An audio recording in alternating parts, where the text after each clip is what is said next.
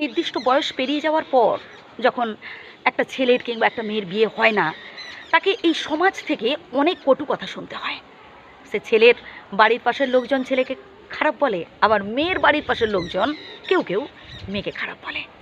আর এই ছেলেটার ক্যারেক্টার খারাপ, কিংবা তাকে শুনতে হয় এই মেয়েটার ক্যারেক্টার খারাপ। এবার আপনি যদি ওই সব সমালোচকদের কথা শুনে কোনো গুরুতর সিদ্ধান্ত নিয়ে ফেলেন, বিশেষ করে বিয়ের মতো একটা গুরুত্বপূর্ণ সিদ্ধান্ত যদি আপনি নিয়ে ফেলেন, তাহলে আমি বলবো আপনি ভুল করছেন। কারণ বিয়ে শুধুমাত্র দুটো মানুষের মধ্যে হয় না, বিয়ে দুটো পরিবারের মধ্যেও হয়, একটা সুন্দর সম্পর্ক গড়ে ওঠে। তাই সময় নিন, যে মানুষটাকে আপনি বিয়ে করবেন ভাবছেন তার সাথে কথা বলুন, সময় নিন, আপনি কতটুকুন তার সাথে অ্যাডজাস্ট করতে পারবেন বা সেই মানুষটা আপনার সাথে কতটুকুন অ্যাডজাস্ট করতে পারবে, বসে কথা বলুন, হুটহাট করে নয়।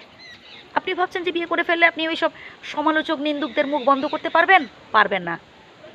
তারা আজ আপনার বিয়ে হয়নি বলে বলছে, দুদিন বাদে যখন আপনি সংসার টিকিয়ে রাখতে পারবেন না, হয়তো কোনো কারণে আপনার ডিভোর্স হয়ে গেল, বিধাতা না করুন, কোনো কারণে হয়তো আপনার ডিভোর্স হয়ে গেল, তখন তারাই আপনাকে দোষ দেবে, বুঝলেন?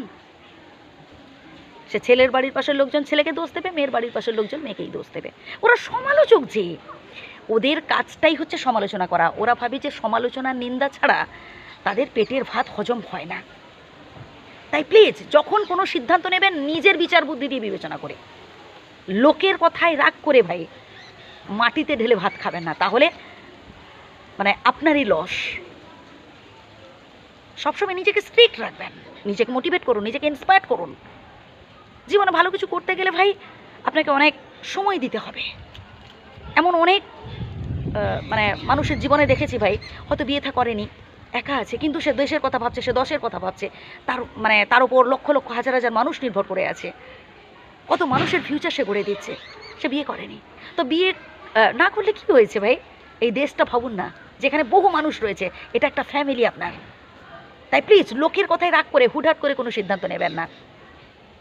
হ্যাঁ, যে মানুষটাকে বিয়ে করবেন ভেবেছেন, আপনি সময় নিন, তার সাথে কথা বলুন, বন্ধুর মতো মিশুন, জানবার চেষ্টা করুন যে আসলে আপনি তার সাথে অ্যাডজাস্ট করতে পারবেন কিনা, কতটুকুন অ্যাডজাস্ট করতে পারবেন। বা আসলে আমরা অনেকে আছে কি জোর জার করে কোনো সিদ্ধান্ত চাপিয়ে দিই অপরের ওপর। ভাই জোর জার করে না, আর যাই হোক, কারোর মন পাওয়া যায় না। কারোর মন পেতে গেলে না ভালোবাসা দিতে হয় এবং জানতে হয়, অপেক্ষা করতে হয় যে আসলে সে মানুষটা, মানে উল্টো দিকের মানুষটা আপনাকে কতটুকুন ভালোবাসে, বা সে মানুষটা আসলে অন্য কাউকে ভালোবাসে কিনা।